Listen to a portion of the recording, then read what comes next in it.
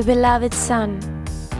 A true story is told of a millionaire who had a portrait of his beloved son painted before the son went to war. He was tragically killed in battle, and shortly afterward, the heartbroken millionaire died. His will stated that all his riches were to be auctioned, specifically that the painting must sell first. Many showed up at the auction where a mass of the rich man's wealth was displayed.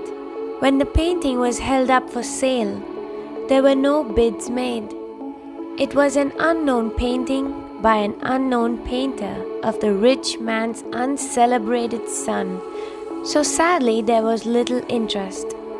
After a few moments, a butler who worked for the man remembered how much the millionaire loved his son and decided to bid for it and purchased the portrait for a very low price.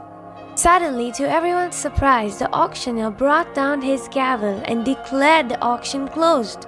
The rich man's will had secretly specified that the person who cared enough to purchase the painting of his beloved son was also to be given all the riches of his estate.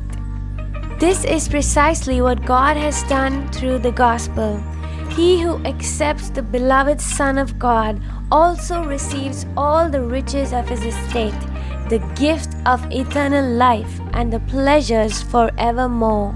Psalm 16 verse 11, "You will show me the way of life, granting me the joy of your presence and the pleasures of living with you forever." They become joint heirs with the Son. Romans chapter 8 verse 16 and 17 says, "For his spirit joins with our spirit to affirm that we are God's children, and since we are his children, we are his heirs. In fact, together with Christ, we are heirs of God's glory.